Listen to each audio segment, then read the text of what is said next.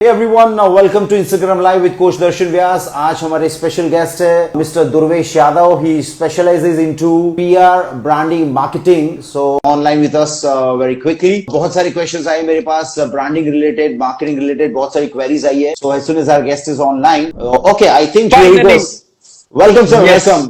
दुर्वेश जी आपका स्वागत है. Thank you so much sir. Finally I am here. मुझे तो बीच में कुछ एरर आ रहा था तो मुझे लगा आज पॉसिबल ही नहीं हो पाएगा. बट चलो जो भी सर होता है इसमें अच्छे ऐसा के लिए होता है ना कि कुछ बड़ा Yes. होने वाला होता है ना, तो उसके पहले छोटे से धमाके होते हैं क्योंकि उसके बाद बहुत बड़ा धमाका होने वाला है और वो आज अभी इंस्टाग्राम Correct. लाइव पे होने वाला है. तो Correct. दुर्वेश जी Correct. आपका बहुत बहुत स्वागत है. Let me Thank formally you so introduce much. Our guest to our viewers. Durvesh Yadav is a young entrepreneur. He is a young PR, branding and marketing expert और बहुत ही यंग एज में इन्होंने अपना एक नाम बनाया है, अपना एक मुकाम हासिल किया है और बहुत सारे जो नामी गिरामी हमारे बड़े इन्फ्लुएंसर्स है, क्रिएटर्स है, हमारे जो बिजनेस कोचेस है, इन्होंने इनकी सेवाएं ली हैं. तो आज हम बहुत लकी है कि we are having Durvesh with us. And मुझे कल दुर्वेश ने एक बहुत शानदार चीज बताई थी कि Darshan Vyas D V talking to Durvesh Yadav D Y. तो welcome to Instagram live with Durvesh Yadav himself. Here we go. Thank you sir. Thank you so much. बड़ा मजा आएगा आज बात करके. Great, sure. अच्छा दुर्वेश, मैंने आपका एक फॉर्मल इंट्रोडक्शन दिया है बट मैं चाहता हूं कि हमारे व्यूअर्स के लिए, हमारे जो सारे लिसनर्स हैं उनके लिए आप अपनी स्टोरी बताइए,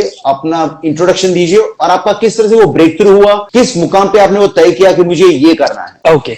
सो कहानी बड़ी इंटरेस्टिंग है. तो मैं दिखने में यंग ही दिखता हूँ आई गेस. तो मैंने अपनी जर्नी 2019 से स्टार्ट की थी. So I was in college third year at that time. So मैं बीटेक कर रहा था 2017 से 2021. तो वो मेरा एच का साल है 2017 से 2021. तो 2019 में क्या हुआ, क्योंकि बहुत सारे लोग मेहनत कर रहे थे जो मेरे सीनियर थे, तो मैं भी बड़ा मेहनती था. तो मैंने कहा अगर कोई सीनियर बंदा मेहनत कर रहा है तो मैंने कहा अच्छी चीज है, मैं भी मेहनत करता हूँ तो अच्छी कामयाबी हासिल होगी. तो वो लोग मेहनत कर रहे थे. करने के बाद उनका जब प्लेसमेंट होना था, वो प्लेसमेंट हुआ सिर्फ और सिर्फ 10,000 रुपए में. एंड वो मेरे लिए शॉकिंग था कि यार ये फोर्थ ईयर का पर्सन, तो भाई मैं कल को कुछ करूंगा, मेरा क्या होगा, मैं वो 10-15 हजार रुपए की नौकरी में मैं क्या करूंगा. तो मैंने कहा बीटेक में 8-10 लाख रुपए लगा रहा हूँ, लगाने के बाद होगा क्या. And ये होने के बाद अचानक से मुझे रियलाइज हुआ कि नहीं यार, ये वाली बीटेक वाली फील्ड मेरे लिए नहीं है. And then second realisation was कि थर्ड ईयर में ना एक इंटर्नशिप आपको 1 महीने करने का मौका मिलता है. 1 महीने की इंटर्नशिप होती है. तो उस इंटर्नशिप के दौरान मेरे को मौका मिला ओबराय ग्रुप ऑफ होटल्स, आप जानते होंगे है ना. तो उसके साथ मेरे पापा जी कनेक्टेड थे. तो ही डिड अ रेफरेंस. उन्होंने अपने चीफ इंजीनियर से बात की कि 1 महीने मेरे बेटे को फ्री इंटर्नशिप दे दो. एंड कल मेरे पापा यहीं थे तो मैं उनके साथ और अपने 1-2 लोगों के साथ कहानी ये शेयर कर रहा था. आज भी वही शेयर कर रहा हूँ. तो हुआ यूं कि वो 1 महीने में मैं था तो बीटेक का बंदा, बट मुझसे काम करवा रहे थे वो सफाई वाले. इसका मतलब एसी निकालो, सफाई करो, पंखा साफ करो. तो अच्छा, मेरे को लीड कौन कर रहा था, आईटीआई वाला बंदा. अच्छा तो मेरे को क्वेश्चन हो गया, डाउट हो गया कि यार बीटेक करने के बाद अगर मेरे को साफ सफाई करनी पड़ रही है होटल में, तो मैं कहा मेरा फ्यूचर तो बड़ा भाई ब्लर ब्लर है, तो मुझे इस इंडस्ट्री में काम नहीं कर रहा है. That was the moment when I decided कि नहीं यार, अब मेरे को कुछ नया करना है, मेरे को कुछ अलग करना है, अब मेरे को कुछ बेटर करना है. Correct correct. तो तब वो मोमेंट ऐसा था, तब मेरे को रियलाइज हुआ. एंड वो रियलाइज होने के बाद मैंने डिसाइड किया कि नहीं यार, अब कुछ अलग करना है. And that's when I started learning about online marketing. कि ऑनलाइन मार्केटिंग क्या होता है, मार्केटिंग क्या होती है. Copy writing was my first hard. इसको मैं बोलता हूँ 2 तरीके की चीज होती है, हार्ड स्किल एक सॉफ्ट स्किल्स, राइट. तो सॉफ्ट स्किल होती है जो बातचीत, कम्युनिकेशन, आपका ये तरीका. हार्ड स्किल वो होती है जो टेक्निकल, आप किसी चीज में माहिर हो, right. So first technical skill mine was copy writing. तो मैंने कॉपी राइटिंग सीखा कि कैसे लैंडिंग पेज लिखते हैं, कैसे राइटिंग करते हैं, कैसे मैसेजेस आप बनाते हो, कैसे वेबसाइट होनी चाहिए, कैसे ऐसा कुछ लिखो जिससे सामने वाला कन्विंस हो जाए और आपको पैसे दे दे या आपकी जो बात चाहता है वो मान जाए. तो जब मैंने ये सीखा, मैंने बहुत स्टडी किया international. And then I got a chance कि यार उस समय वेबिनार्स वगैरह चला करते थे. तो एक बहुत अच्छे कोच है जिनका नाम है कोच BSR. बहुत सारे लोग सुन रहे होंगे तो जानते भी होंगे. मैंने उनका वेबिनार देखा तो मैंने लूप होल फाइंड कर लिए कि यार इसमें ना ये गड़बड़ है. और आई रियलाइज कि ये अगर इंप्रूवमेंट मैं कर दूं इनके बिजनेस में तो आई एम श्योर का बिजनेस ग्रो कर जाएगा. That was my confidence. So what I did is, मैंने ईमेल कर दिया उनको. मैंने उनको ईमेल किया, सो ही कॉल्ड मी. उस समय मैं कॉलेज में छोटे छोटे मैंने प्रोजेक्ट किए थे पहले. तो जब मैंने कॉल किया तो क्या करोगे दुर्वेश, मैंने कहा सर मैं आपका बिजनेस बढ़ा दूंगा.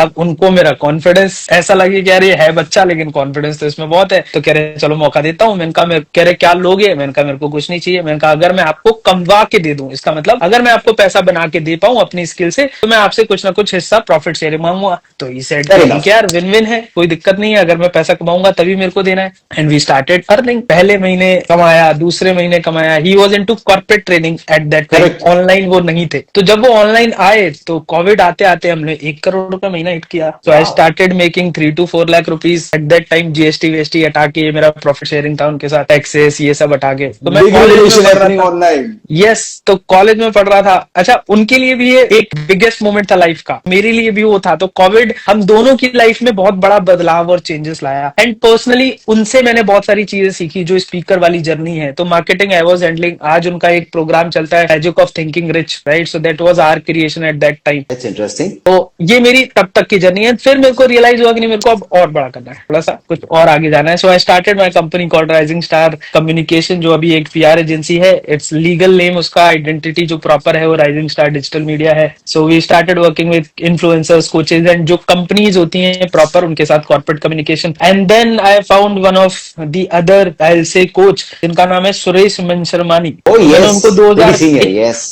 यस, तो 2021 में मैंने उनको इंस्टाग्राम पे मैसेज डाला। एंड देन अगेन, उनको भी कोई नहीं जानता था उस समय, 2000 के आसपास फॉलोअर्स थे। But I message him and we started talking, we started discussing. मैंने कहा चलो कुछ मिलके बड़ा करते हैं। So today again we are a family relation. आज उनके मेरे साथ घर जैसे रिश्ते हैं। Whatever he is doing, marketing उनका सारा कुछ मैं ही हैंडल करता हूँ। सो पूरा टर्नओवर जीरो से लेकर, मतलब जीरो तो नहीं, 50-70-1 करोड़ से लेकर आज जितना भी हम लोग कर रहे हैं। सो that was the 2 case study, जहां से मेरा रियलाइजेशन और सारी चीजें बदलती चली गई। एंड देन मैं कंपनी, उसमें एक सारी चीजें ग्रोथ होती चली गई। एंड इसी दौरान मैंने 3 बुक लिखी। पहली book Okay. What they don't teach us, 2021 में मेरी पहली बुक थी, जो आप पीछे ये देख सकते हो, फोटो लगी है। Correct. And then second I wrote with Suresh sir only, which is the rich grandfather. उसका नाम है, क्योंकि मेरी एज उस समय 22 साल थी, सर की एज 65 थी। तो मैंने कहा चलो सर एक बुक लिखते हैं दोनों, कि ऐसी कोई स्टोरी बने। तो वो अगेन अभी लॉन्च नहीं हुई है, वो थोड़ा सा लेट लॉन्च होगी, जब सुरेश सर का आईपीओ आएगा सेकंड, तो तब वो एक अलग कहानी है। And then I wrote this third book which I called sales overflow. मैंने अपना पूरा 5-6 साल का एक्सपीरियंस, बीट मार्केटिंग, क्योंकि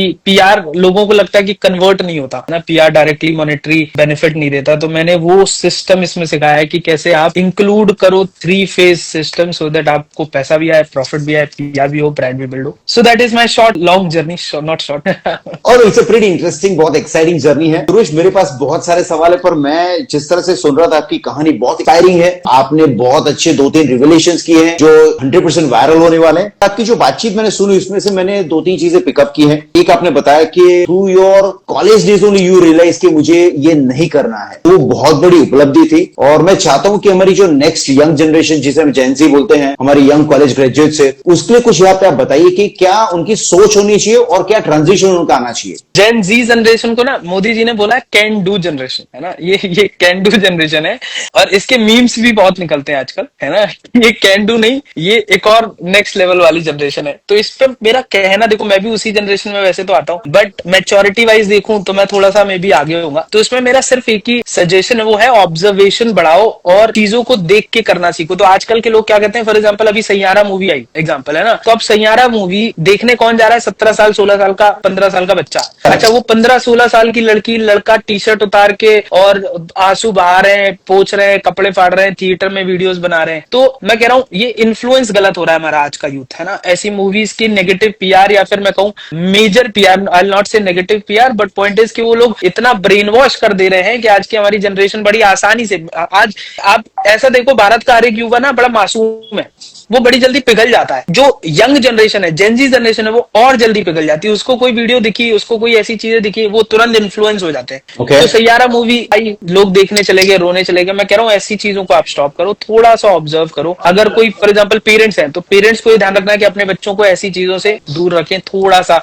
ध्यान रखें। उसी के समय एक मूवी आई थी नरसिम्हा, तो मैंने कहा सैयारा मूवी की बजाय आप नरसिम्हा देखने पे जाओ ना। अपने पेरेंट्स को मतलब हमेशा ये बोलना चाहिए कि बेटा ये मत देखो, नरसिम्हा मूवी देखने जाओ, फैमिली को लेके जाओ, ताकि आप कुछ कल्चर सीखो, ताकि आप कुछ वैल्यू सीखो। तो ऑब्जर्व करो और हर एक चीजों को, हर एक ट्रेंड को फॉलो करके अपने आप को उसके आगे मत झोंक दो। थोड़ा सा ऑब्जर्व करो, पेशेंस रखो और देखो आपके लिए क्या अच्छा है क्या गलत है, क्योंकि ये वीडियोस का जमाना है, ये है कंटेंट का जमाना, और कंटेंट हमें बड़ी जल्दी इन्फ्लुएंस करता है। आज मैं जो बात कर रहा हूँ, हो सकता है आप भी इन्फ्लुएंस हो सकता है दो चार जो लोग सुन रहे हैं वो भी इन्फ्लुएंस हो, बट मैं पॉजिटिव इन्फ्लुएंस कर रहा हूँ। बट यही अगर मैं नेगेटिव इन्फ्लुएंस करने लग जाऊं और अपनी स्ट्रेटजीज ऐसी पीआर वाली बनाऊं, तो हो सकता है बहुत सारे लोग इन्फ्लुएंस भी हो जाए। तो मैं कहना ये चाह रहा हूँ कि आजकल का जो युवा है वो कहीं ना कहीं इन्फ्लुएंस जल्दी हो जाता है। तो मेरा उनसे कहना ये है कि ऑब्जर्व करो, पेशेंस रखो, एंड सोचो समझो और देखो कि क्या वो चीज जो आपको दिख रही है वो आपके लिए अच्छी है।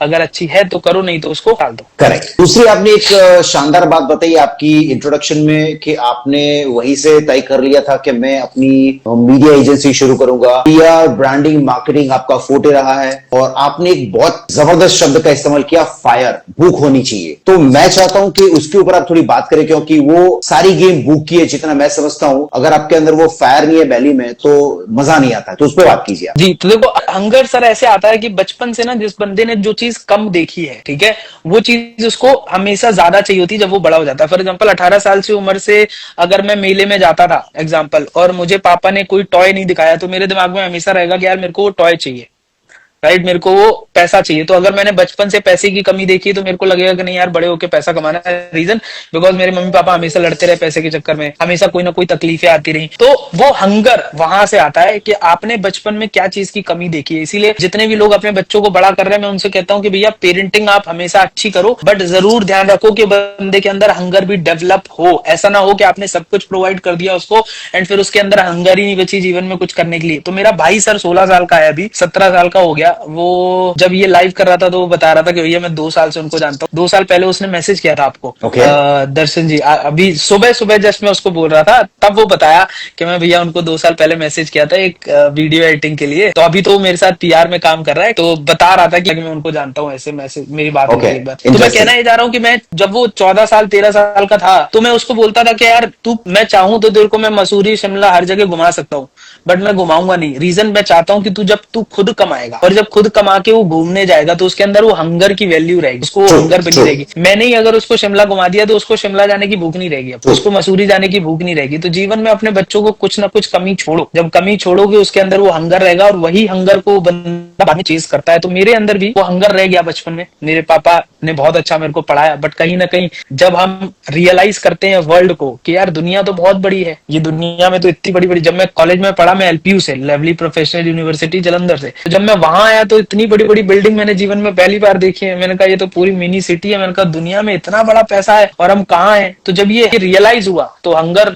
ने कहा कि बचपन में मैंने कमी देखी है, तो अब तो भाई अगर दुनिया में वो पॉसिबल है तो पूरा तो करूंगा। तो बस पूरा करने के चक्कर में लग गए। सो दैट इज द मेन कहानी। तो हर एक पर्सन को हंगर रखना चाहिए, हंगर अच्छा है, उस जीवन में सब मिलता है। और एक स्मॉल बस पॉइंट ये है कि मैं जब 2014 में 10 साल का था, तो उस समय ना मेरा एक पोस्ट पड़ा हुआ है इंस्टाग्राम पे, मैं उसमें लगता था लोगों को ना जरूरी नहीं कि तभी पता चले कि मेरे को करना क्या है जीवन में। क्लैरिटी कभी नहीं होती इंसान को, बट अपने अंदर सिर्फ इतना भूख रखोगे आप कुछ तो बड़ा करूंगा, कुछ तो करना है, बस वो कुछ तो करना है। जब आप करोगे ना और सोचोगे ना तो अपने आप कोई ना कोई डायरेक्शन आज नहीं तो कल धीरे धीरे धीरे धीरे आपको मिलती चली जाएगी, and you reach to the point. आपको क्लैरिटी आएगी कि अब मेरे को और बड़ा करना है या बेटर करना है, बेहतरीन करना है, और वही आपका बीज आपको आगे लेके जाता है। Correct correct. Great, okay. I think आपने बहुत जबरदस्त बात की यहाँ पे, बिकॉज जिस तरह से आपने हंगर पे, एक भूख बनाए रखने पे बात की है, और उसी ने आपको ये एक फायर दिया कि मैं इस तरह से इस मुकाम को हासिल करूंगा, और आज भी वो फायर मैं देख सकता हूँ कि आपके अंदर वो प्रज्वलित है अभी भी।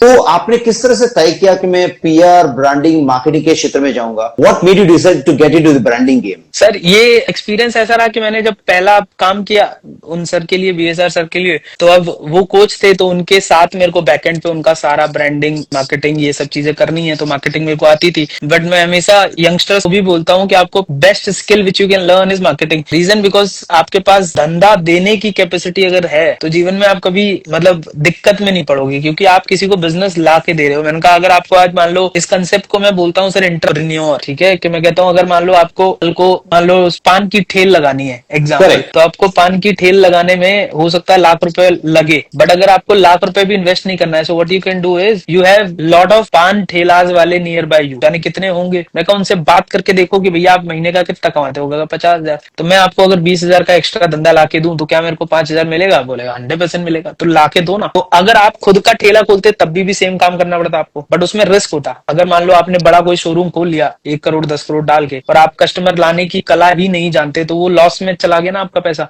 बट अगर यही काम किसी और के लिए आप करो और अपनी कला को वेरीफाई कर पाओ कि भैया मेरे अंदर सच में वो कस्टमर लाने की कला है क्या, मैं वेरीफाई कर लेता हूँ किसी और शोरूम वाले के साथ जो खोल के बैठा है पिछले 10 साल से, तो अगर वो कला मेरी वेरीफाई हो गई तो बहुत बढ़िया। तो मैं कहता हूँ हमेशा मार्केटिंग पे ध्यान दो, तो यही मैंने उनके लिए किया। तो जब ये करने लगा तो ब्रांडिंग सब चीजें हो गई। तो ये कोइंसिडेंस हो जाता है समटाइम्स। आई फील की लाइफ आपको जिस डायरेक्शन में ले जाना चाहती है कहीं ना कहीं वो पिवटिंग होते होते हो जाती है। So by luck I came into this field. मैंने सोचा नहीं था कि पीआर एजेंसी चलाऊंगा, मेरे को, मैं पीआर बैकग्राउंड से भी नहीं हूँ, बट धीरे धीरे it started and going well. But इसको और आगे ले जाएंगे। पर आपके अंदर वो एक फ्लैर थी जहां पे आप एक्सट्रोवर्ट थे, आप अपने कंफर्ट जोन से बाहर निकलना चाहते थे, आपकी भूख आपके साथ थी, और आपको एक चीज बताई आपने कि एक बीज था आपके अंदर कि मुझे कुछ बड़ा करना है, कुछ शानदार करना है। तो उसने आपको दिशा दी यहाँ पे, और उस तरह से आपने आपकी दिशा के साथ साथ आपने दशा भी चेंज कर ली आपकी। तो आई थिंक जिस तरह से आपने 2-3 चीजें यहाँ पे बयां की है कि एक आपने बहुत जबरदस्त चीज की कि धंधा देने की आपकी कैपेसिटी होनी चाहिए। तो मेरे हिसाब से आपने एक ये बहुत बड़ा वायरल सच कहा है यहाँ पे, और दूसरा आपने यहाँ पे एक कोड कहा जो आपका वीडियो भी है मैंने देखा है, आप इंटरप्रेन्योर भी नहीं है। तो इस पे थोड़ा डिटेल में बताइए आप। तो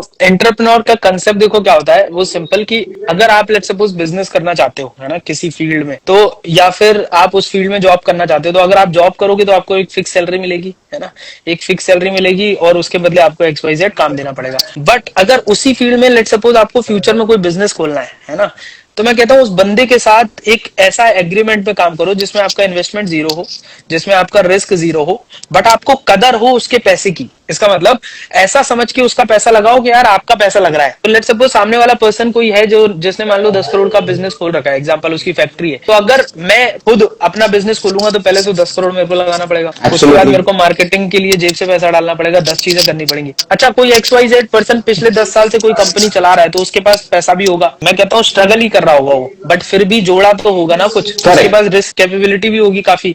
तो आप उसको ज्वाइन करो, बोलो कि सर मैं आपको थोड़ा बहुत खर्चा करवाऊंगा, बट उसके बदले आपको X%, लेट सपोज आप अगर साल के 50 क्लाइंट हैंडल कर रहे हो तो मैं एक्स्ट्रा 20 क्लाइंट लाने में आपकी मदद करूंगा, और उसमें थोड़ा बहुत खर्चा होगा बट मैं ज्यादा खर्चा नहीं कराऊंगा। That is my honest truth. मैं खुद एक्सपेरिमेंट कर रहा हूँ, बट आप भी साथ देना मेरे को धीरे धीरे। और अगर वो 20 क्लाइंट आ गए और उनसे आपने मान लो 1 करोड़ कमाया या 2 करोड़ कमाया, तो उसमें से मैं चाहता हूँ आप मेरे को 20 लाख 25 लाख या 30 लाख जो भी आपस में नेगोशिएशन डील बने वो मेरे को आप देना। तो सामने वाला पर्सन का रिस्क खत्म हो गया। सामने वाला पर्सन कहेगा यार इसमें आगे बढ़ने की भूख है और ये बंदा भी अच्छा है, जेन्युइन है। हाँ, ये जेन्युइनिटी आपके अंदर होनी चाहिए। बस मैं ये कहता हूँ कि आपके अंदर ये ना होना चाहिए कि उसका पैसा जला गया या उसका पैसा बर्बाद कर गया, फिर आप जीवन में सस्टेन नहीं कर पाओगे, लाइफ में आगे नहीं बढ़ पाओगे। क्योंकि वो रिलेशन जो आज आप बना रहे हो वो कल को 10 साल बाद 20 आज 4-5 साल बाद भी मैं खुल के नाम ले पा रहा हूँ तो इसीलिए तो ले पा रहा हूँ लोगों के, बिकॉज वो वीडियो भी देखेंगे तो वो खुद कहेंगे यस राइट। सो मैं कहता हूँ काम वो करो इससे ऑथेंटिक है, तो हमेशा काम वो करो जिसमें सामने वाला भी आपकी तारीफ करे, जिसके साथ काम कर रहे हो वो भी आपकी वैल्यू करे, रिस्पेक्ट करे। तो इसीलिए उसके पैसे की इज्जत करो और पैसा उस हिसाब से इन्वेस्ट करो ताकि आपको लगे कि ये मेरा पैसा है, और उसी तरीके से काम करो कि ये पैसा अगर इसका है और मेरा होता तो अगर मैं डालता तो मैं क्या ROI चाहता। तो जब वो ROI आने लगेगा तो उनका भी फायदा आपका भी फायदा। And once you are trained, जब आप ट्रेंड हो तब अपना बिजनेस खोल लो। करेक्ट। तब आपके पास अगर रिस्क टेकिंग एबिलिटी है तो खोल लो, नहीं तो इसी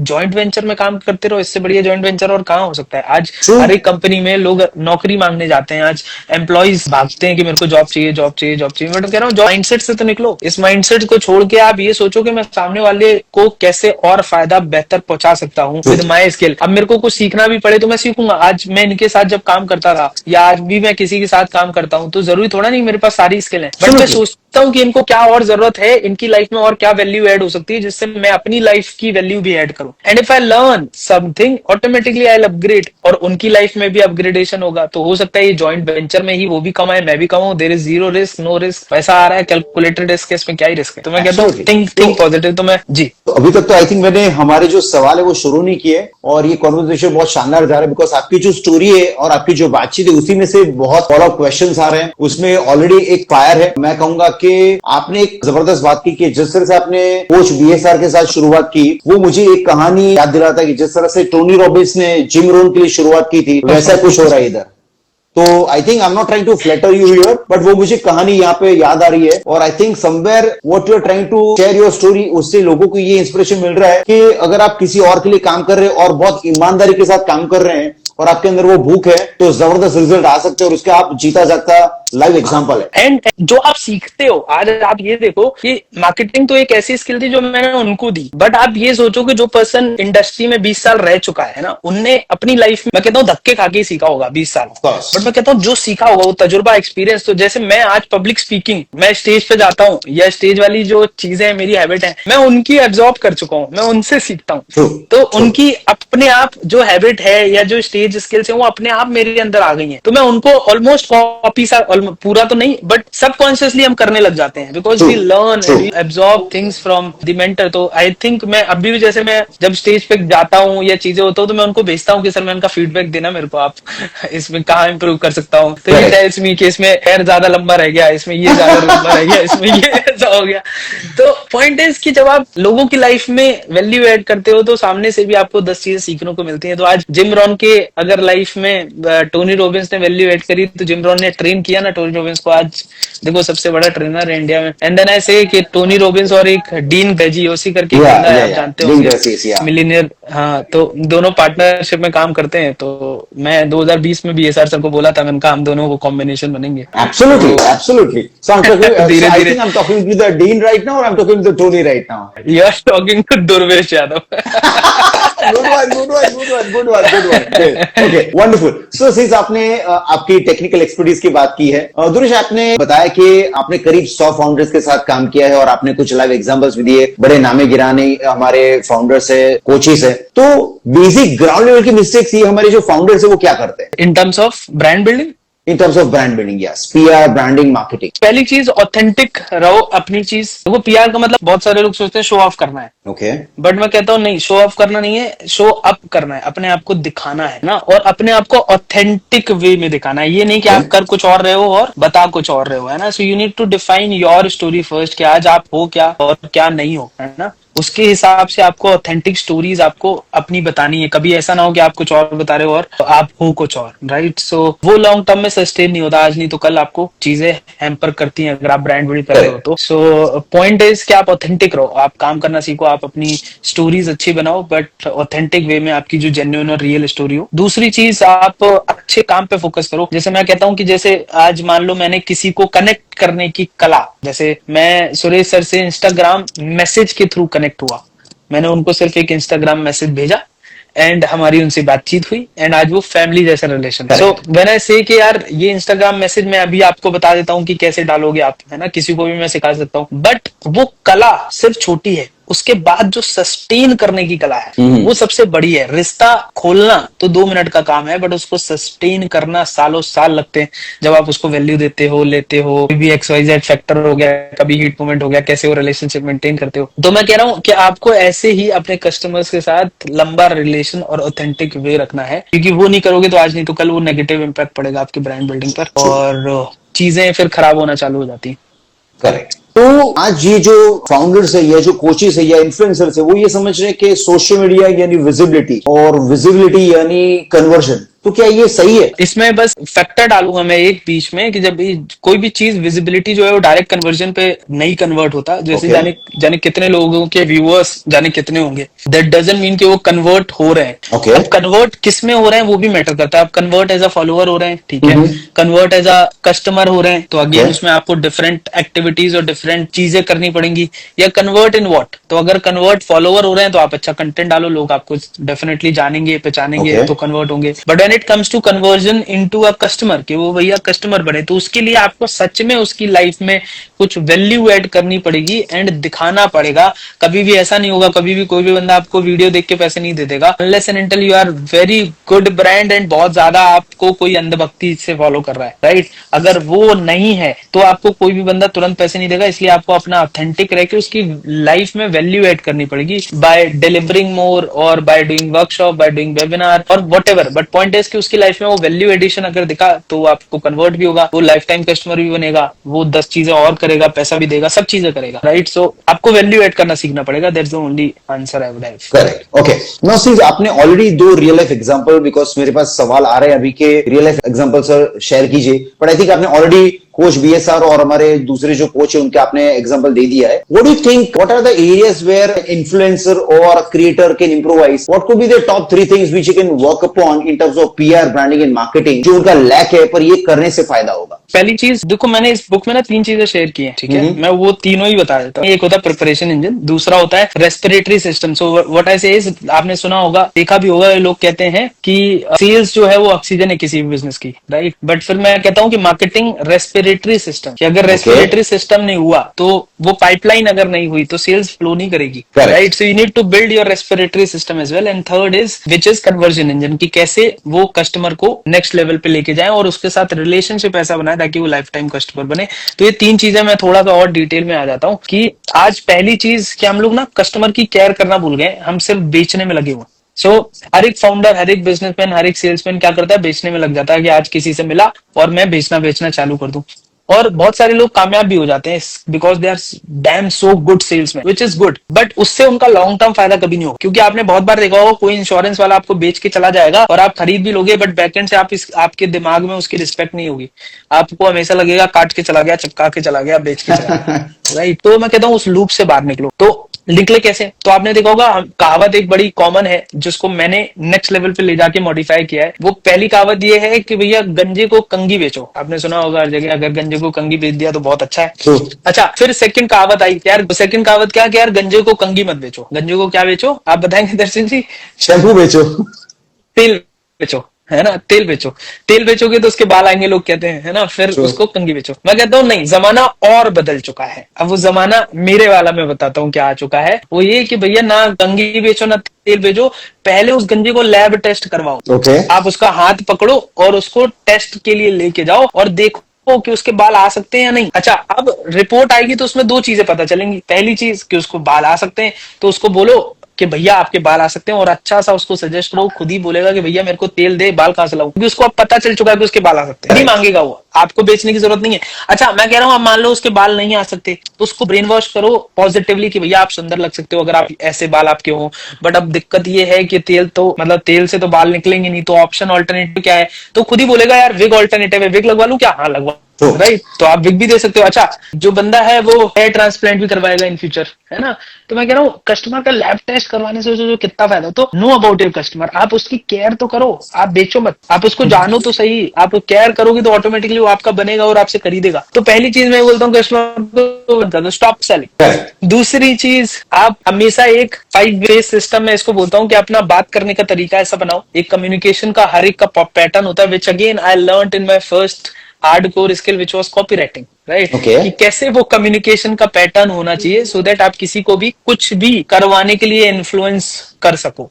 तो जमाना इज नॉट अबाउट सेलिंग, जमाना इज ऑल अबाउट इन्फ्लुएंसिंग। लोगों को आज it's a quote that people hate to be sold and love to buy. लोगों को बड़ा खरीदना पसंद है, उनको शॉपिंग करना पसंद है, ये करना पसंद है, बट उनको कोई बेच के जाए ये पसंद नहीं, राइट? तो इसका एक देसी उदाहरण देता हूँ। मान लो आप पुराने जमाने में रहते हो, एग्जाम्पल है ना, जहां पर आप हथौड़ा और कील नहीं जानते, है ना? एग्जाम्पल देता हूँ। तो मैं आपके घर आया और मैंने देखा कि यार आपकी दोनों दीवारें ना खाली पड़ी हुई हैं। मैंने आपको बोला दर्शन जी इस दीवार में ना आपके फैमिली की एक अच्छी सी फोटो लग सकती है, यहाँ पर आपके 2 बच्चों की अच्छी फोटो लग सकती है, और इस दीवार पे लगेगी तो कितना अच्छा लगेगा। तो आपने बोला यार बात तो सही कह रहा है ध्रुवेश यार, बट लगाऊं कैसे? तो मैंने कहा लो हथौड़ा और कील लगाओ, राइट?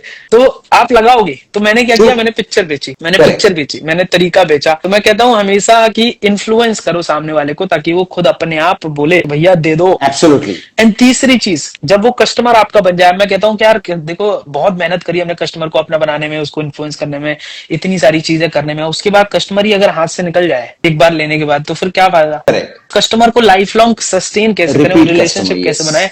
करेक्ट। तो इसका एक उदाहरण देता हूं मैं, जो कि मेरे अगेन एक मेरे बड़े भाई है अमर चौधरी, उनका ये उदाहरण है। बट मैंने उनको बोला, वो उदाहरण ये है कि वो कहते हैं कि जैसे समोसा, अगर लेट्स सपोज आपको घर से समोसा खाने जाना है, तो आपको रास्ते में 2 दुकान पड़ी, एक दुकान में समोसा मिलता है और दूसरे दुकान में समोसा और चटनी मिलती है, तो आप कौन सी दुकान में समोसा खाओगे? ऑफ कोर्स विद द चटनी। चटनी वाले में। बट आप घर से तो समोसा खाने गए थे, चटनी खाने गए थे क्या? नहीं, लेकिन बंदा फिर भी चटनी वाला जाएगा। तो इसका मतलब आप अपने बिजनेस में कुछ चटनी देते हो क्या? Do you give chutney in your interesting, business, और इंटरेस्टिंग। सिर्फ प्रोडक्ट ही कुछ ना कुछ बेच रहे हो? लाइक वाइज आप या तो जैसे लखनऊ का एक समोसे वाला है जो समोसा ही बहुत अच्छा बनाता है, तो या तो आप अपना समोसा इतना अच्छा बना लो कि लोग आपके समोसे की तारीफ करें, या तो अपने समोसे के साथ कुछ एक्स्ट्रा ऐसी चीजें दो ताकि कस्टमर आपको अच्छा एक्सपीरियंस उसको फील हो, वो आपके साथ में वो बार बार आए, दोबारा चटनी खाने आए, समोसा खाने आए। So at least do something creative, do something unique in that case, so that customer आपका बने। एंड दूसरा, रिलेशनशिप उससे अच्छे बनाओ, उसके साथ मिलो बैठो। इसमें सुरेश सर एक मेरे कहते हैं कि break bread with your customer. इसका मतलब कि भैया आप अपने कस्टमर्स के साथ खाना खाओ, लंच करो, क्योंकि लंच जो करेगा वो आपका नमक खा गया। तो एक और अभी अभी एक और बिजनेस कोच ही है, बसिस गाला नाम है उनका। तो अभी हाँ जी, हाँ जी। तो मैं उनको बोल रहा था, मैं कहा सर मेरे घर या यहाँ पर जब भी कोई होता है ना, तो बड़ा ही मैं घर पे इज्जत से बुलाता हूँ, खाना खिलाता हूँ, सारी चीजें होती है। करेक्ट। तो कह रहे कि ये खाना वाना खिलाने के बाद तू उनको बोल भी सकता है कि मेरा एक काम करो, नहीं तो आपने मेरे घर का नमक खाया है। Interesting, interesting, interesting. I think आज जिस तरह से हमारा ये सेशन जा रहा है, हमारे व्यूअर्स को लाइव शार्क टैंक के जो एग्जांपल्स है वो मिल रहे हैं। दूसरा कि उन्हें लाइव ट्रेनिंग मिल रही है, जहां पे हम सोच रहे थे कि हम लोग इंस्टाग्राम पे एक जबरदस्त सेशन करेंगे, तो यहाँ पे लाइव ट्रेनिंग हो रही है। और आई थिंक बहुत जबरदस्त बात आपने कही यहाँ पे कि either make the best samosas in the cities, और साथ में आपने एक दूसरी एनालॉजी भी दी कि आप समोसा तो दो पर साथ में चटनी जरूर देना, क्योंकि वो चटनी के लिए भी बहुत सारे कस्टमर्स आने वाले हैं। तो आपने दो जबरदस्त फ्लेवर दी है यहाँ पे in terms of marketing and branding. I think this is one of the biggest take away. हम चाहे तो अपना सेशन यहाँ पे एंड कर सकते हैं, उतना जबरदस्त कंटेंट आपने यहाँ पे दिया है। तो हम आगे चलते हैं सर इसमें कि आज डिजिटल युग है, everything is digital, everything is getting viral. लोग ये सोच रहे हैं कि मेरी रील पे 50,000 व्यू आ गए, 5 लाख व्यूज आ गए। तो और आपने ये भी बताया कि व्यूज के साथ कन्वर्शन होना जरूरी नहीं है। तो क्या बदलता है वहां पे कि उसको किस तरह से मैनेज किया जाना चाहिए? और जिस तरह से आपने बताया कि PR is not about show off, और आपने सही तरीके से बताया कि it is all about positioning. तो यहाँ पे कुछ बताइए हमारे व्यूअर्स के लिए कि क्या बदलाव लाने से यहाँ पे फर्क पड़ेगा? तो देखो, पोजिशनिंग का एग्जांपल बहुत स्ट्रांगली आपको देता हूं कि आज हर एक बड़ा ब्रांड, आज हर एक बड़ी कंपनी आप देखो, जैसे फॉर एग्जांपल कोको कोला है ना, तो आज कोको कोला किस पे बात करता है? कभी वो ये बोलता है क्या मेरी कोल्ड ड्रिंक ले लो? नहीं। क्या कोको कोला का सीईओ कॉल करके आपको बोलता होगा कि सर लो मेरी कोल्ड ड्रिंक पियो ना सर, गर्मी लग रही होगी आपको, प्यास लग रही होगी आपको? Correct. No, what they do is they tell stories. इसका मतलब आज कोको कोला आदमी इसलिए पीता है बिकॉज उसका एक हैप्पीनेस का मूड कर रहा है, उसके दिमाग में छवि छप गई है कि Coca Cola is for happiness. अच्छा, मैं बोलता हूँ कि जब बंदा बात करता है माउंटेन ड्यू, तो क्या दिमाग में आता है? सर क्या आगे? तो इसका मतलब जो बंदा एडवेंचर प्रेफर कर रहा है ना, जो बंदा ये सारी चीजें प्रेफर करता है, वो क्या पीता है? Mountain Dew. हम सब है आज कुछ तूफानी करते हैं, तो जिसके दिमाग में करने का जोश बढ़ा हुआ है, जो एडवेंचर करना पसंद करता है, जो ये सारी चीजें प्रेफर करता है, वो बंदा क्या पिएगा? हम सब। तो अगेन ब्रांड ने क्या किया? ब्रांड ने प्रोडक्ट नहीं बेचा, ब्रांड ने स्टोरीज बेची, और उस स्टोरीज से जो बंदा कनेक्ट करे वो बंदा उनका प्रोडक्ट लेगा। एक और देसी उदाहरण जनरल लाइफ से देता हूं। आज आप देखो कि एमएस धोनी और विराट कोहली दोनों बड़े अच्छे प्लेयर हैं, बट आज बहुत सारे ऐसे लोग हैं जो विराट कोहली को पसंद करते हैं, एमएस धोनी को पसंद नहीं करते। करेक्ट हैं, बट तो जो पसंद करते हैं विराट कोहली को, क्या वो मिले एमएस धोनी से? क्या वो विराट कोहली से मिले? नहीं। It's just a perception there created, right? Second चीज, मैं कहता हूँ बहुत सारे ऐसे लोग होंगे जो एमएस धोनी को इतना पसंद करते हैं, मैं भी उनमें से एक हूँ। ठीक है कि मैं एमएस धोनी को पसंद करता हूँ, विराट कोहली अच्छा खेलता है, बट फिर भी वो अटैचमेंट नहीं है। तो इसका क्या मतलब ये कि विराट कोहली खराब है या एमएस धोनी बहुत अच्छा? नहीं। Point is about story. उनकी कोई ऐसी एक्टिविटी होगी जो मेरे से सबकॉन्शियस लेवल पे कनेक्ट करती है। मे बी एमएस देसी स्टाइल, जितने भी लोग देसी खेलना पसंद करते हैं, वो हो सकता है उनको एमएस धोनी पसंद हो, या कोई ना कोई ऐसा साइकोलॉजिकल फैक्टर जरूर होगा जिसकी वजह से वो बंदा उससे कनेक्ट कर रहा है, उसकी स्टोरी से कनेक्ट कर रहा है। बाकी पर्सनली तो मिला ही नहीं ना उससे वो। करेक्ट। आप सोशल मीडिया नहीं जानते ही नहीं, तो फिर कनेक्ट कैसे हो रहा है? तो इसका मतलब परसेप्शन इज द गेम। तो पब्लिकली परसेप्शन क्रिएट हो रहा है, उसकी वजह से आप किसी पर्सन से कनेक्ट हो रहे हो। सो सेम ऐसे ही होता है आपके बिजनेस में। आप चाहे प्रोडक्ट बेचते हो, चाहे आप खुद को बेचते हो, कुछ भी बेचते हो, what perception you create for yourself matters and changes the reality. अब वो परसेप्शन, मैं कहता हूं, नेगेटिव नहीं होना चाहिए। बिया जैसे एक उदाहरण देता हूं, एक फिशरमैन होता है ना, एक फिशरमैन क्या करता है, दो मान लेते हैं एक फिशरमैन है, दो फिशरमैन है। एक फिशरमैन क्या करता है, तालाब में जाता है, समंदर में जाता है मान लो, और समंदर में वो बेट फेंकता है, अपना जाला फैलाता है और मछली को निकाल के लाता है और काटने के लिए बेच आता है, राइट? मैं कहता हूँ दूसरा फिशरमैन एक ऐसा फिशरमैन है जो देखता है क्या एक तालाब जो होता है ना बड़ा गंदा और उसमें 10 15 20 25 मछलियां हैं और बेचारी वो ऑक्सीजन नहीं ले पा रही, आज नहीं तो 15 दिन बाद 20 दिन बाद वो मर जाएंगी। तो वो बंदा क्या करता है, वो नेट फैलाता है, उन मछलियों को लेता है और उसके बाद वो समंदर में छोड़ के आता है। Okay. तो आप बताओ मछलियों का उसने घाटा किया कि फायदा किया? फायदा ही किया, उसको अच्छी ऑक्सीजन मिलेगी, अच्छी चीजें मिलेंगी। तो मैं कह रहा हूँ become a smart and good fisherman. आप अपने कस्टमर की हेल्प करना सीखो, आप अपने कस्टमर को फायदा पहुंचाना सीखो, आप अपने कस्टमर को पॉजिटिव चीजें, तो परसेप्शन आप क्रिएट करो। वो फिशर ने मैन ने भी बेट फेंकी, जाला तालाब में फेंका, पकड़ने का माध्यम सेम ही था, बट उसने अच्छे कॉज के लिए किया, दूसरे पर्सन ने भी अच्छे कॉज के लिए किया, विच इज ईटिंग, अपने खुद के काम के लिए या जो भी है, बट कॉज सेकंड वाले का। तो मैं कहता हूँ become a good fisherman in that case, ताकि आप उसे परसेप्शन से चेंज तो करो, उसका माइंडसेट मैनिपुलेट तो करो, but cause should be good. तो आज बड़ी बड़ी कंपनीज, आज स्पिरिचुअल ऑर्गेनाइजेशन देखो सेम ही फॉर्मूला इस्तेमाल कर रही है, बट वो अच्छी चीजों के लिए कर रही है। But on the other hand there are बहुत सारी, आपने देखा होगा जुबान केसरी जितने ब्रांड्स चलते हैं आज वो नेगेटिव इन्फ्लुएंस कर रही है, राइट? सो परसेप्शन वहां भी क्रिएट हो रहा है, परसेप्शन यहाँ भी क्रिएट हो रहा है। सो डू गुड थिंग्स और आप एक अच्छे इंसान बनो, एक अच्छे बिजनेसमैन बनो, ताकि आप परसेप्शन जरूर चेंज करो, मैनिपुलेट जरूर करो लोगों को, बिकॉज स्टीव जॉब्स ने कहा था कि लोगों को खुद ही नहीं पता होता उन्हें क्या चाहिए। तो आपको मैनिपुलेट करना पड़ेगा, बट अच्छी चीज से कॉज के लिए करो, नहीं तो लोगों को थोड़ा नहीं पता था मुझे आईपैड चाहिए या फिर मुझे लैपटॉप चाहिए। करेक्ट। नाउ अभी सिंस हम ऑलरेडी हमारी ये जो पीआर ब्रांडिंग के टेक्निकल एस्पेक्ट्स में आ चुके हैं, तो एक इसमें सर बस इसमें एक डिस्क्लेमर दूंगा। मैंने जो उदाहरण दिया मछली वाला, तो अगर बहुत सारे लोग मेरे नॉन वेजिटेरियन भाई हो तो उनको बुरा ना लगे, ये सिर्फ एक उदाहरण था कि जो फिशरमैन था उसने ये किया, सिर्फ मैं उदाहरण देने के लिए यूज करता हूँ, बाकी मेरा कोई इससे डायरेक्ट नहीं। तो मेरे पास सवाल आए हैं कि छोटे बिजनेसेस पीआर कैसे कर सकते हैं, और स्पेशली यहाँ पे किसी बंदे ने लिखा है कि सस्ता, सुंदर और असरकारक। तो देखो हर एक, आप देखो टेस्ला इतनी बड़ी कंपनी है ना, उसने अपना टेस्ला ट्रक जब लॉन्च किया तो उसने कांच तोड़वा दिया, इतने बड़े लेवल पे पीआर किया। अच्छा दूसरा, पता है आपको एक उदाहरण देता हूँ देश के फेमस सेलिब्रिटी का, या फिर जनरल आपसे दर्शन जी क्वेश्चन पूछता हूँ, आप बताओ जो सिद्दीकी एक्टर है, निजाम क्या नाम है उनका, ठीक है, वो ज्यादा अच्छे एक्टर हैं या फिर मैं कहता हूँ सलमान खान ज्यादा अच्छे एक्टर हैं इन टर्म्स ऑफ वर्सेटाइल एक्टर या फिर एक्टिंग क्वालिटी में? नवाजुद्दीन। बट पैसा और कामयाबी किसके पास सबसे ज्यादा है? सलमान खान। सलमान खान। इसका मतलब आपके टैलेंट में कुछ नहीं रखा, आप उस टैलेंट को पीआर से और मार्केटिंग से कैसे यूज करते हो, उसमें कामयाबी का रहस्य छुपा हुआ है। तो अगर आपके पास अच्छा टैलेंट है बट अगर मार्केटिंग और पीआर नहीं है तो talented, if you are talented और if you have a good product does not mean कि वो अपने आप सेल होगा। जैसे एक और उदाहरण देता हूँ कि सोना, आप देखो सोना सबसे ज्यादा वैल्यूएबल है, बड़ा अच्छा सोना होता है। गोल्ड, अच्छा गोल्ड लोग कहते हैं अपने आप बिकना चाहिए, ठीक है, गोल्ड तो अपने आप बिकना चाहिए, गुड प्रोडक्ट। मेरा क्वेश्चन होता है लोगों से कि अगर प्रोडक्ट अच्छा है तो अपने आप बिकेगा, लोग कहते हैं हाँ। फिर मैं कहता हूँ सोने को ठेल पे बेच के दिखाओ, सेकंड्स में परसेप्शन चेंज हो जाएगा कि यार सोने को ठेल पे बेचेगा ही नहीं। लोग नेगेटिव हो जाएंगे, लोग एफआईआर कर देंगे, लोग उसकी कीमत घटा देंगे। तो मैं कहता हूँ सोने को बेचने के लिए आपको एम्बियंस चाहिए, आपको मॉल चाहिए, आपको अच्छी दुकान चाहिए, अच्छा सेल्समैन चाहिए। आज अगर ई रिक्शा के शोरूम में मर्सिडीज रख दी जाए तो मर्सिडीज की कीमत नहीं रहेगी, उसमें लोग डाउट करेंगे कि इंजन खराब तो नहीं है।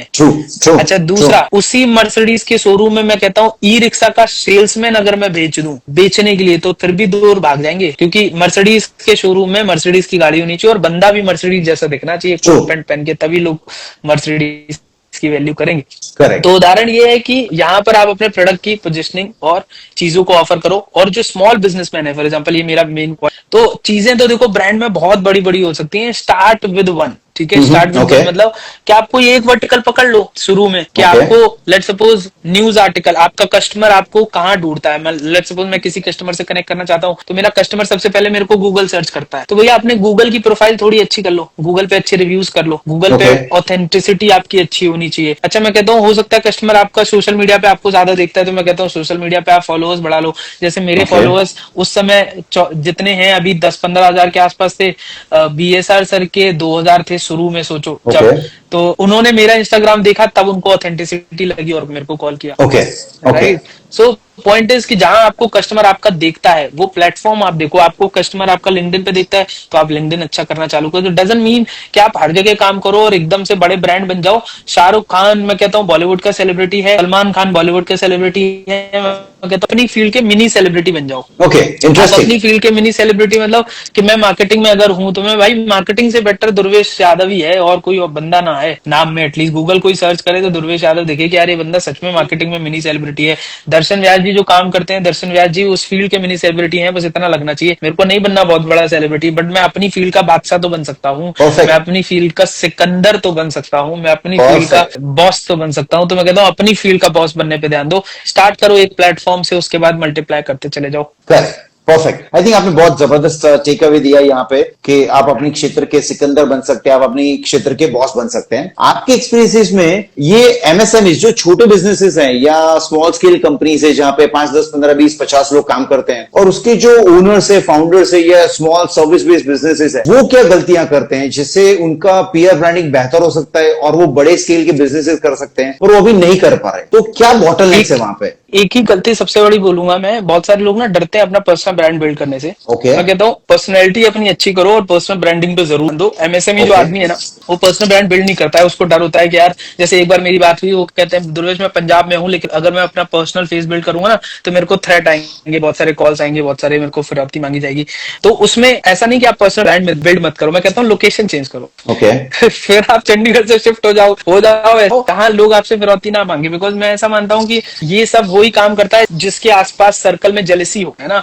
सो एग्जांपल देता हूँ, मान लो सर मैं रहने वाला हूँ मान लो कानपुर का, है ना। अब मैं कानपुर में पला बड़ा हुआ हूँ और मैंने वहां पर छोटा ही घर बना रखा था शुरू में, और अचानक से मेरे पास पैसा आया और मैंने 20 करोड़ का घर बना लिया एग्जाम्पल उसी गाँव में। तो आपको लगता है कि मेरे गाँव वाले पड़ोसी वाले मेरे को कॉल कर देंगे? ऐसा हो सकता है क्या? देंगे ही धमकियां। क्यों? क्योंकि मैं ऐसे मान के चलो कि चूहों के बीच में मैंने कोई बड़ी बिल्डिंग बना ली, तो चूहे तो चलेंगे ही। तो मैं कहता हूँ अच्छा, अब अगर आप एक ऐसी सोसाइटी में शिफ्ट हो जाओ, जैसे भी सबसे महंगी सोसाइटी है कमीलियाज और मगनोलिया है, मान लो आपके पास इतना पैसा आ जाए और उसके बाद अगर आप उस सोसाइटी में शिफ्ट हो गए, तो आपको लगता है आपका पड़ोसी आपको कॉल करके धमकी देगा? कभी नहीं, बिकॉज उसका भी सेम स्टैंडर्ड है। तो चेंज योर स्टैंडर्ड, आपका एनवायरमेंट चेंज कर लो, आपका एनवायरमेंट और स्टैंडर्ड चेंज करो। आप गलत जगह फंसे हुए हो तो लोग वहां पर ये एक्सक्यूज बना लेते हैं कि नहीं यार हम पर्सनल नहीं करेंगे बिकॉज हमें फिरौती आएगी, हमें ये सब आएगा। तो बहुत सारे लोग डरते हैं। तो सबसे बड़ी मिस्टेक करता है वो है कि अपना चेहरा ना बिल्ड करके, तो अगर वो पर्सनल ब्रांडिंग पे फोकस करें, अपने चेहरे को बिल्ड करें, अपनी मिनी सेलिब्रिटी बने, अपनी बुक लिखें, अपनी ब्रांडिंग करें, अपनी गूगल प्रेजेंस बढ़ाएं, अपनी हर एक को एक्टिविटी करें जिससे वो लगे कि भैया वो अपने आप में एक बंदा एक्सपर्ट है, अपनी फील्ड में एक वो बादशाह है, अपनी फील्ड में नॉलेजेबल है। डजंट मैटर वो बिजनेस करे ना करे। जैसे आज बहुत सारे लोगों से मैं मिलता हूं तो मैं कभी पिच ही नहीं करता हूं या मैं बिजनेस बात ही नहीं करता हूं, बट सामने वाला बंदा कभी भी मेरे को मिलने के लिए मना नहीं कर सकता। सामने वाला बंदा कभी ये नहीं बोल सकता कि मेरे पास समय नहीं है। सामने वाला बंदा कभी ये नहीं कह सकता कि यार इसके पास नॉलेज नहीं है। एटलीस्ट मैं कहता हूँ मेरा कस्टमर बने ना बने, वो बात करने के लिए तो आएगा, because he is influenced by me, he is influenced by my content. तो मैं कह रहा हूँ आप मिनी सेलिब्रिटी ऐसे बनो अपनी फील्ड में कि कोई भी बंदा आपको मना ना करे।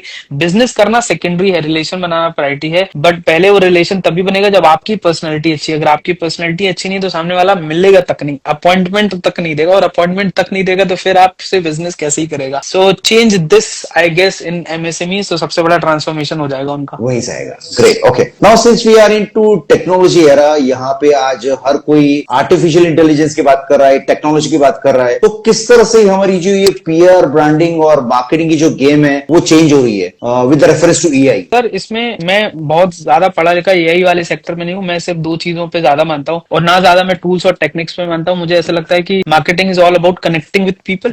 सो वो इमोशंस हमेशा रहेंगे। तो कितनी भी एआई, कितनी भी टेक्नोलॉजी क्यों ना आ जाए, पुराने जमाने पे क्या होता था, लोग से कनेक्ट होकर बिजनेस करते थे। सेम अब जमाना ऐसा आ गया है कि लोग परेशान हो चुके हैं इन टूल्स, टेक्निक्स और इन सबसे। तो अब दोबारा जमाना ऐसा आएगा जहां लोग लोगों पे भरोसा करेंगे। तो अगर आप अपने कस्टमर्स की केयर करना सीख गए, अगर आप अपने कस्टमर्स को वैल्यू देना सीख गए, अगर आप अपने कस्टमर्स को जानना सीख गए, बात करना सीख गए, बैठना सीख गए, खाना खाना साथ में सीख गए, तो आई गेस बिजनेस ग्रो होगा। बाकी टूल्स एंड टेक्निक्स तो चलती रहेंगी। वो आज कुछ एआई है, कल कोई और एक और एआई आ जाएगा, कभी कल को कोई ऐसा ही आ जाएगा, बट आपका और सामने वाले कस्टमर के बीच का माध्यम तो चेंज नहीं होने वाला, वो कम्युनिकेशन का फॉर्म तो चेंज नहीं होने वाला। So I think become a human वाला ब्रांड। आप दूसरी चीजों से, इसको मैं बोल देता हूँ, ह्यूमन एआई से बात करो, ह्यूमन एआई कुछ लाओ ऐसा कि आपस में हम रिलेशन बना सके, बात कर सके। I think that is the best skill that anyone can develop. बाकी सारे एआई आएंगे जाएंगे।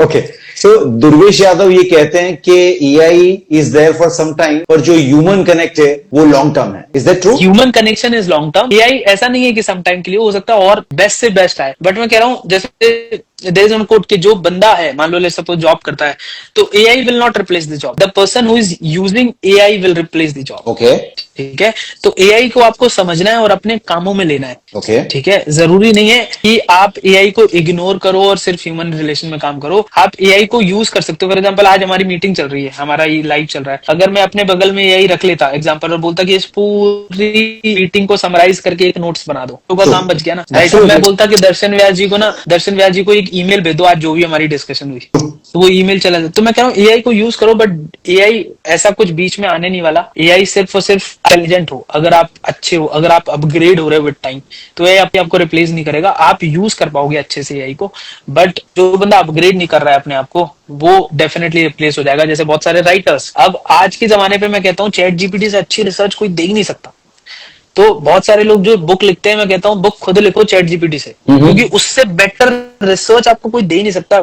हायर कर लो आप एक से एक बेटर घोस्ट राइटर। वो घोस्ट राइटर मैं कहता हूँ बेवकूफ होगा अगर चैट जीपीटी यूज नहीं कर रहा है, बिकॉज वो महीने लगाएगा उसके बाद भी उससे बेटर कंटेंट में उस जीपीटी से। तो अब राइटर्स तो गए, तो जो राइटर यूज नहीं कर रहा था चैट जीपीटी, या जो राइटर ये चीजें नहीं कर रहा है, वो तो खत्म हो गया क्योंकि चैट जीपीटी आ गया। बट लेट सपोज कोई एक ऐसा राइटर है जो मेरे से आपसे कनेक्टेड है, इंसानों से कनेक्टेड है, आपसे अच्छे से बात करता है, मेरे से अच्छे से बात करता हूँ, हमारा रिलेशन बड़ा अच्छा है, और वो कहता है सर मैं चैट जीपीटी ही करूंगा, करूंगी या करूंगा। पहले मैं घोस्ट राइटिंग का 1.5 लाख लेता था, बट अब मैं सिर्फ 20-25 हजार रुपए लूंगा। करेक्ट। तो आपका भी फायदा हुआ, Absolutely. सामने वाले बंदे का भी फायदा हुआ, और एआई का भी इस्तेमाल हो गया। एब्सोल्युटली। ओके, सो आप ये कह रहे हैं कि 2025 में एआई को जरूर एम्ब्रेस करें, आप उसे सही तरीके से इस्तेमाल करें। तो क्या ये सेम चीज एप्लीकेबल है जो हमारे फाउंडर्स है उनके लिए, हमारे जो क्रिएटर्स उनके लिए? और अगर इसमें कुछ बदलाव आने वाला है तो उन्हें क्या एहतियात बरतना होगा, क्या करना होगा जिससे वो गायब ना हो जाए, they do not become redundant? एक ही चीज सर इसमें कि देखो आप ना चेंजेस को आप देख नहीं सकते और प्रेडिक्ट भी नहीं कर सकते कब कौन सा चेंज आ रहा है। The only thing which you can do is evolve with time. जैसे जैसे टाइम आ रहा है वैसे वैसे इवॉल्व करो। और दूसरा, अपनी जो फंडामेंटल्स है वो कभी चेंज नहीं होंगी, no matter what comes, right. जैसे मार्केटिंग के फंडामेंटल कभी चेंज नहीं होंगे, तो आप फंडामेंटल्स अपने स्ट्रांग रखो और विद टाइम इवॉल्व होते चले जाओ। तो जो अभी एआई फॉर एग्जांपल आ रहा है, तो पता नहीं मुझे कि कल क्या एआई है। The only thing which I know is कि एआई को यूज कैसे करना और सीखना कैसे, या कोई बंदा ऐसा कौन सा हायर करना जो उसे एआई को जानता हो। So as a business owner you also need young talent, जैसे हम बोलते हैं यंग लोग हमें चाहिए अपनी कंपनीज में, ताकि वो लोग एआई पे ध्यान दें, वो लोग नई चीजों पे ध्यान दें, बिकॉज हम विद एज कितनी सारी चीजों पे ध्यान देंगे। करेक्ट। तो आप अपने बिजनेस में, आपके व्यवसाय में, for your team, for your clients, customers, आप एआई यूज करते हैं? चैट जीपीटी बहुत।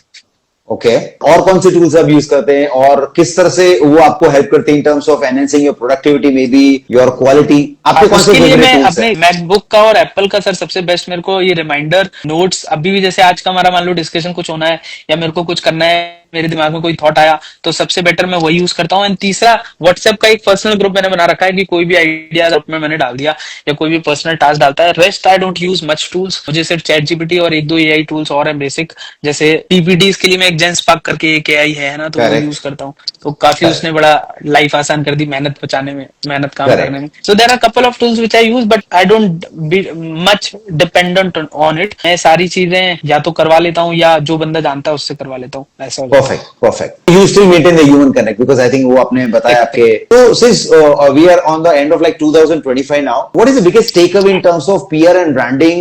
Since ये आपका forte है, ये आपका subject है, आप इसके subject expert है, what is the biggest takeaway of 2025 in terms of you, which can be used in 2026 in terms of PR branding? The world is shifting and पुराने जमाने पे ना टीचर्स की बड़ी इज्जत होती थी, ठीक है, आप अभी भी होती है, आपने देखा होगा है ना, आज टीचर्स सब।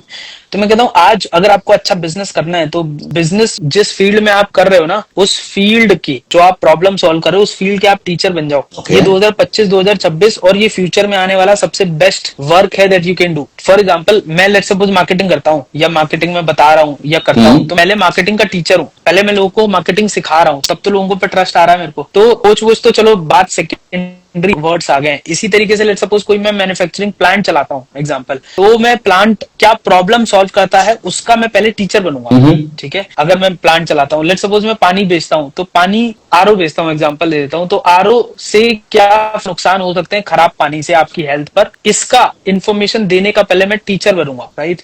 So when you become a teacher in 2025 and 2026, तो ऑटोमेटिकली क्या होगा, आप एक तो ह्यूमन कनेक्ट बना पाओगे, क्योंकि टीचर की इंसान रिस्पेक्ट करता है, इज्जत करता है, बात समझता है, एंड उसके बाद आप अपना प्रोडक्ट और सर्विस बड़ी आसानी से बेच पाओगे, right? Correct. So no matter what field are you in, चाहे आप कंपनी चलाते हो, फैक्ट्री चलाते हो, D2C ब्रांड चलाते हो, कुछ भी चलाते हो, become a teacher in your field, और whatever the problem that you are solving, उसके आप टीचर बन जाओ। आपके पास पर्सनल ब्रांडिंग भी बिल्ड होगा और बिजनेस की कभी कमी नहीं रहेगी। रीजन बिकॉज जब आप सिखा रहे हो तो वो बंदा आपके साथ ही बिजनेस करना प्रेफर करेगा। करेक्ट। सो आपने बताया कि ह्यूमन कनेक्ट के साथ एक अवेयरनेस क्रिएट करो अपनी प्रोडक्ट की, अपनी सर्विसेज की, और उस क्षेत्र में आप जितनी अवेयरनेस बढ़ाएंगे, जितना आप सिखाएंगे, उतनी आपकी प्रोडक्ट की रिक्वायरमेंट बढ़ेगी, नीड बढ़ेगी, और फिर ऑटोमेटिकली पीपल आपसे बाय करेंगे, कस्टमर्स आपके आपसे बाय करेंगे। करेक्ट। Okay, great. सो 2026 में, since we are on the verge of 2026, क्या गलती, I think you know that one mistake which over a period of time आपने देखा है पिछले 10 साल में, कि ये एक चीज नॉन नेगोशिएबल है और ये किसी भी फाउंडर को या क्रिएटर को नहीं करनी चाहिए? वो ये है कि अपने ब्रांड से ज्यादा इधर उधर खेलो मत, ठीक है? Okay. अब example, let's suppose if I am marketer, तो मैं मार्केटिंग ही करूंगा, मैं Okay. मार्केटिंग के बारे में ही बात करूंगा, मैं एजुकेशन के बारे में बात करूंगा। ऐसा नहीं होगा कि कल को मैं डांस करने लग जाऊं। ओके, ठीक है? तो अगर मैं अपने सोशल मीडिया पे 10 दिन तक या 20 दिन तक या सालों साल में कंटेंट डालता रहा मार्केटिंग का, और एक दिन मेरी डांस करते हुए रील वायरल हो गई, तो मेरा ब्रांड फ्रंट डाइल्यूट हो गया, है ना? So protect your image in that case, कि आप जो कर रहे हो, पहली चीज ऑथेंटिक रहो, दूसरी चीज जो आप कर रहे हो वही कंसिस्ट। ऐसा ना हो कि आज आप बढ़ा रहे हो और कल आप डांस कर रहे हो, फिर परसों आप गाना गा रहे हो और उसके बाद आप मुंजरा करने चले गए कहीं।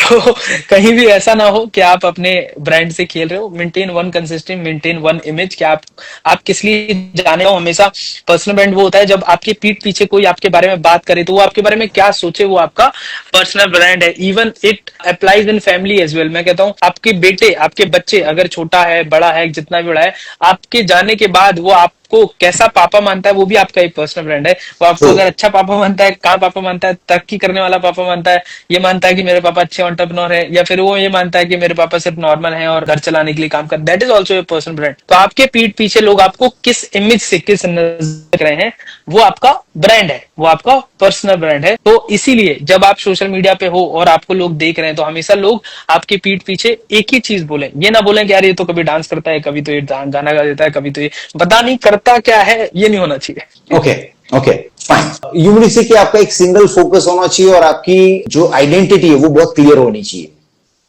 करेक्ट। Okay, great. तो ये विजिबिलिटी या जो अपनी ब्रांड बिल्ड करने के लिए लोग कुछ भी करते हैं, तो वो क्या सही है? बिकॉज आज हम बहुत सारे, अगर हम देखेंगे पिछले 6 से 12 महीने में, और हम बहुत सारे वेब सीरीज देख रहे हैं, हम बहुत सारे वेब शोज देख रहे हैं, चाहे वो कॉमेडी के क्षेत्र में हो, चाहे वो फिल्मों के क्षेत्र में हो, बहुत सारे इन्फ्लुएंसर्स बहुत सारी चीजें ट्राई कर रहे हैं। तो क्या वो सही है? Is it helping them? मैं जितना समझता हूँ सर कि ये किस तरीके, अब ब्रांड बनाने के ऊपर है कि अगर आप ये सारी चीजें करके उन्हें फायदा हो रहा है तो करते रहो। अब जैसे एग्जांपल देता हूँ, अश्नीर ग्रोवर आपने देखा होगा, है ना? Correct. तो अश्नीर ग्रोवर जी आज कॉमेडी करते हैं, रीजन बिकॉज उनका बिजनेस अब उनके पर्सनल ब्रांड से लिंक नहीं है। ओके, ठीक है? एग्जाम्पल जैसे अब मान लो MBA चाय वाला आपने नाम सुना होगा ना? तो आज MBA चाय वाले की पर्सनल इमेज जैसी खराब हुई, कंपनी भी ऑटोमेटिक लिंक है। आज अश्नीर ग्रोवर जी, मैं कहता हूँ कोई भी कॉमेडी करें, डांस भी करते हैं, वो सब चीजें करते हैं, बट उनसे उनके बिजनेस पे कोई डायरेक्ट इम्पैक्ट नहीं है। रीजन बिकॉज उनका कस्टमर उनसे बात करके नहीं आ रहा आज। करेक्ट। वो कंपनी चला रहे हैं। तो मैं कहता हूँ ये आपको डिसाइड करना होगा कि अगर आप कोई ऐसी कंपनी का प्रोडक्ट और आपकी सर्विसेज डायरेक्टली आपसे है कि कस्टमर आपको देख के पैसा दे रहा है, या कस्टमर आपकी इमेज देख के पैसा दे रहा है, एंड आप उतने बड़े सेलिब्रिटी और ब्रांड नहीं हो, तो don't take risk, only focus on one thing, number 1। Number 2, अगर आप बहुत बड़े ब्रांड बन जाओ, जब आपके पास 500,000 करोड़ बना हुआ है, उसके बाद आप डांस करो, एंजॉय करो, जो करना करो। रीजन बिकॉज आपका बिजनेस डिपेंडेंट नहीं है उस मेन बिजनेस पे। आज अश्नीर ग्रोवर के 50 बिजनेस है, आज उनके इन्वेस्टमेंट बहुत है, राइट? मैं कहता हूँ वो कुछ भी करते रहे। इन्वेस्टमेंट कंपनी जो पोर्टफोलियो कंपनीज है, उससे तो उनको जाने कितना पैसा आ रहा है ना। True, true, right? तो तब जब आप कोई बन जाओ तो फिर करते रहो, जब आप उस लेवल पे नहीं हो तो आपको तब मेंटेन करना पड़ेगा एक इमेज। ओके, कुछ फन क्वेश्चंस मेरे पास आ रहे हैं। पूछ रहे हैं कि दुर्वेश जी इंस्टाग्राम ज्यादा प्रेफर करते हैं या लिंक्डइन? दोनों नहीं। ओके, नहीं, but they are saying anyone. Instagram. Okay, great. इसका जवाब मुझे पता बिकॉज आपने बता दिया। ह्यूमन कॉपी या AI copy? Human copy. Great. Automation या authenticity? Authenticity. Okay, paid ads या ऑर्गेनिक PR? बोथ नेसेसरी, दोनों का होता है, बट टाइम टू टाइम। ऐसा नहीं होता कि सिर्फ आप पेड डिपेंडेंट रहे, ऐसा भी नहीं होता कि सिर्फ आप ऑर्गेनिक रहे। So initially you need to build. Paid ads कब करनी चाहिए और ऑर्गेनिक PR के लिए कब तक वेट करना चाहिए? दो कड़क देखो सवाल है। ऑर्गेनिक देखो, पीआर क्या है? पहली चीज आप समझो कि परसेप्शन क्रिएट करने के लिए आपको कुछ चीजें करनी पड़ेंगी। So that is an activity that you need to do, जो सो दैट कन्वर्जन पे आपको हेल्प हो। जैसे आज मान लो लेट सपोज कोई लीड आई तो आप पे ट्रस्ट नहीं करती, आप पे भरोसा नहीं करती, तो उसके लिए आपको पीआर इनिशियल करना जरूरी है। So that is an investment for number one. Number two, paid ad से आपको इनिशियल कस्टमर बेस मिलेगा, राइट? Okay. और you can run around in networking groups and get customers, वो भी एक Okay. ऑप्शन है। बट मैं ऐसा बंदा हूं कि घर बैठे आपको कस्टमर एक ही माध्यम से मिल सकता है, वो है फेसबुक, ओके, राइट? नहीं तो आपको नेटवर्किंग इवेंट्स ये सब जाना पड़ेगा। तो अगर आप पेड एड चला, बहुत बढ़िया। ऑर्गेनिक का मतलब ये होता है कि आप इधर उधर जाओ और आपको रेफरल आए, राइट? तो मैं कहता हूं इधर उधर जाना जाओ अगर मन है तो, नहीं तो कम करो, पेड एड थोड़े से चलाओ, कस्टमर का एक्सपीरियंस बहुत अच्छा करो, फिर वहीं से रेफरल लेना चालू कर दो। So that will give you organic branding now और यस नाउ। तो इनिशियली आप बेस बिल्ड करो, चाहे पेड से चाहे नेटवर्किंग से, एंड देन उनको सेटिस्फेक्शन ऐसा दो, समोसे के साथ चटनी ऐसी दो कि बंदा वो दूसरा भी अपने दोस्त को लेके आए कि चल समोसा और चटनी खाने चल। Interesting interesting. अच्छा, सिंस हम आप डिटेल में बात कर रहे हैं, आपकी जो सेवा है, आपकी जो सर्विसेज है इन terms of PR, branding, marketing, उसके बारे में थोड़ा संक्षिप्त में बता दीजिए कि आप किस तरह की सर्विसेज ऑफर करते हैं। सो अभी मैं पब्लिकली बहुत ज्यादा डायरेक्टली ऑनबोर्ड नहीं करता क्लाइंट्स। सो मैं अभी एक वर्कशॉप चलाता हूं जिसमें ये बुक भी लोगों को देता हूं। सो इफ एनीवन इज इंटरेस्टेड तो वो उसमें आ सकते हैं। रेस्ट क्योंकि हर एक पर्सन से इंडिविजुअली समझ के बात करने में बहुत टाइम लगता है। So I have cracked this model कि मैं सबको उनको एक साथ सिखा दूं, which is feasible for them as well, right? So if anyone wants to come, वो आप गूगल कर लो, गूगल पे सारी चीजें आपको अवेलेबल हो जाती हैं, where I can help those people to at least teach them कि कैसे कैसे ये सारी चीजें हो सकती हैं। Correct. Okay, short form content या long form content? Short. Short form, okay. क्योंकि मैं इस जमाने में आया हूँ तो इस चक्कर में मुझे शॉर्ट ही पसंद है। करेक्ट। मेरा एक follow question, but revenue YouTube पे लॉन्ग फॉर्म से आता है। रेवेन्यू आपके बिजनेस से आता है, यूट्यूब से Okay. नहीं आता। यूट्यूब से आप लॉन्ग वीडियोस बना के कमा लोगे, but I can show you lot of people जिनकी, जैसे फॉर एग्जांपल मैं किसी भी यूट्यूबर एग्जांपल जिसके 1 मिलियन 2 मिलियन होंगे और वो मोटिवेशनल टाइप कंटेंट बनाता है एग्जांपल, तो उससे अपन ज्यादा कमाते हैं, आज बहुत ज्यादा कमाते हैं। Reason because YouTube motivational video पे या बहुत सारी वीडियोस पे पैसे ज्यादा नहीं देता, राइट? पैसे आते हैं मोनेटाइजेशन से। यू नीड टू अंडरस्टैंड कि वो कस्टमर बेस आपका है क्या, वो कस्टमर आपका है क्या। तो अगर आपके सब्सक्राइबर हो सकता है 5 ही हजार हो, बट और व्यूज में कहता हूँ कुछ नहीं हो, बट अगर लोग आपको लें तो वो ऑटोमेटिकली वो पेइंग कस्टमर में कन्वर्ट होंगे। तो यूट्यूब के रेवेन्यू को मत देखो, यूट्यूब को हमेशा एज अ ट्रैफिक सोर्स समझो। YouTube Okay. Is just a traffic engine for you, not a income source और earning source for you if you are business owner. Reason because बहुत सारे आपने बिजनेस ओनर्स मतलब influencer आपने देखे होंगे जो पैदा हुए और खत्म हो गए 10 साल बाद, 5 साल बाद, राइट? जाने कितने पैदा हुए और खत्म हो गए, अब नए आए। तो देखो यूट्यूब एक प्लेटफॉर्म है, वो आज आपको प्रमोट कर रहा है, कल किसी और को करेगा, परसों किसी और को करेगा, उसके बाद किसी और का करेगा। तो आप किसी प्लेटफॉर्म पे डिपेंडेंट मत हो। ऐसे हजारों उदाहरण मैं दे सकता हूँ, लाइव एग्जांपल वैसे तो नहीं देता हूँ, बट अपने नोन में ही जाने कितने लोग हैं जो पहले यूट्यूब पे करते थे बट अब उनके यूट्यूब नहीं चल रहे हैं ना। तो इसीलिए यूट्यूब को सिर्फ एक ट्रैफिक इंजन समझो कि लोग आपको जाने, लोग आपके प्रोडक्ट और बिजनेस में या फिर सर्विसेज में या किसी चीजों में वो आए, बस इतना अगर आप कर सकते हो तो आपके सब्सक्राइबर और ये सब चीजें मैटर नहीं करती। तो I treat YouTube as just a traffic source. मेरे लिए वो अर्निंग सोर्स नहीं है। मुझे ये पता है कि वहां बंदा आप देखेगा तो आएगा मेरी वर्कशॉप में या मेरे कोर्सेज में या मेरे प्रोडक्ट में या मेरे सर्विसेज में और वो कन्वर्ट होगा। So become a businessman first and treat YouTube as only a traffic engine. Okay, while we are talking, so क्या हम दुर्वेश भाई का पॉडकास्ट देखने वाले हैं? कहाँ? आपका खुद का शो? मेरा चलता है ना। ओके। मेरा खुद का शो चलता है। मेरे एक बड़े भाई हैं आशीष एंड दुर्वेश, आशीष के नाम से फ्रेंचाइजी बताओ चैनल है उनका, 8 लाख सब्सक्राइबर है। तो उनका और मेरा एक चैनल है आशीष एंड दुर्वेश के नाम से, तो उस पे, और recently I started my own channel, तो उस पे भी मैं पॉडकास्ट डाल रहा हूँ। अभी रिसेंटली गुजराती माइंडसेट पे किया है। Plus you can search on Google, you will see my podcast as PR. तो मैंने अभी रिसेंटली एक पीआर पे बड़ा लंबा बात किया, प्रेमानंद जी के बारे में, सारी स्पिरिचुअल संस्थाओं के बारे में, सेलिब्रिटीज के बारे में। Next week again one podcast is coming जहां मैंने शाहरुख खान को एक्सपोज किया।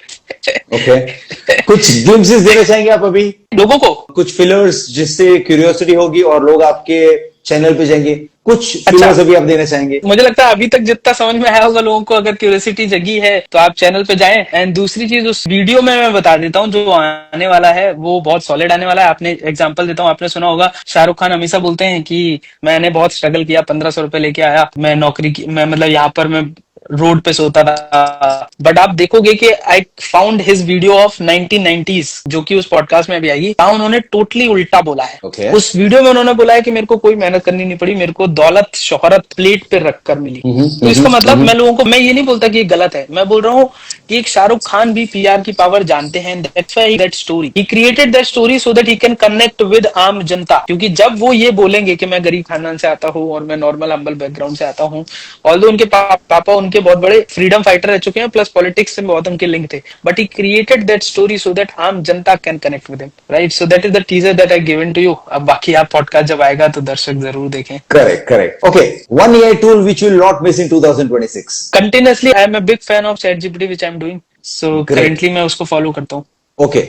और one myth which you want to be finished in 2025. PR branding marketing में एक मिथ है जो 2025 में खत्म हो जाना चाहिए। पीआर डायरेक्ट पैसे नहीं देता, ये लोगों का मिथ है, बट अगर आपने सिस्टम ऐसा बना लिया जो मैं इसमें सिखाता हूँ तो आपको वो डायरेक्ट पैसे भी देगा। Do you think attention is an asset? Attention is definitely an asset. Attention is the new currency. जितना आपके पास ज्यादा होगा उतना ज्यादा आपके पास पैसा आएगा। Correct. So I think DY, प्यार से ही आपको लोग DY पे बुलाते हैं। Durvesh, I think we had a wonderful session. I'm super excited. मुझे लग रहा है कि मैं अगले 2 घंटे आपसे बात करता रहूं, but I think we had a wonderful session. So once again, thank you so much DY, because जिस तरह से आपने चीजें पेश की है यहाँ पे, आपने दिल खोल के बात की है।